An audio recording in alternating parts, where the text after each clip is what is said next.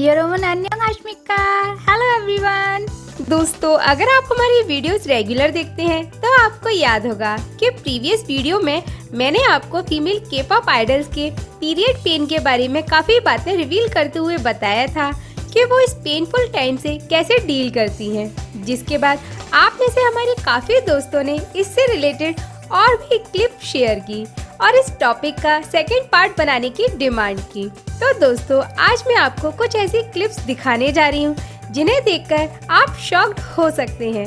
साथ ही इन क्लिप्स को देखने के बाद आप समझ पाएंगे कि इन फीमेल के पॉप आइडल्स के लिए इस पीरियड पेन से डील करना कितना मुश्किल होता है। तो हम आपको इस बारे में डिटेल में बताएं। उससे पहले अगर आपने अभी तक हमारे चैनल को सब्सक्राइब नहीं किया तो कर लीजिए, साथ ही नोटिफिकेशन बेल भी ऑन कर लीजिए जिससे के पॉप की ऐसे ही लेटेस्ट न्यूज आपको मिलती रहे। दोस्तों, अगर आप एक फीमेल हैं तो आप इस पेनफुल प्रॉब्लम को अच्छे से समझती ही होंगी, लेकिन अगर बात करें इन फीमेल के पॉप आर्टिस्ट की तो उनके लिए इससे डील करना सबसे ज्यादा मुश्किल होता है।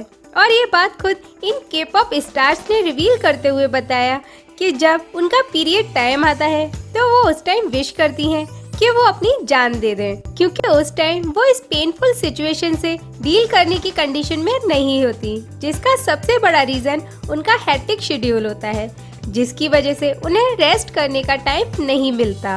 और कभी कभी इन के पॉप आर्टिस्ट को पीरियड्स के बीच ही 2-3-4 आवर्स का कॉन्सर्ट भी करना होता है, जिसकी वजह से वो अक्सर स्टेज पर फेंट हो जाती हैं। हो सकता है दोस्तों आपको मेरी बातों पर यकीन ना हो, तो आप इन क्लिप्स को देखिए।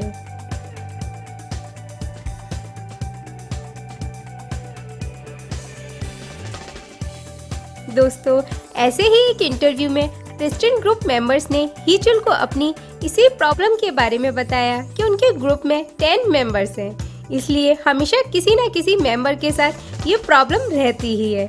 इसलिए कंपनी अपने शेड्यूल के अकॉर्डिंग काम करती है और हमें ये प्रॉब्लम फेस करनी ही होती है, फिर चाहे जो कंडीशन हो। दोस्तों, आप एफएक्स ग्रुप मेंबर क्रिस्टल को तो जानते ही होंगे, जो कई सुपरहिट शोज भी कर चुकी हैं, लेकिन एक बार वो अपनी इसी प्रॉब्लम की वजह से स्टेज पर फेंट हो गई थी, जिसके बाद उनकी कंपनी को काफी क्रिटिसाइज किया गया था।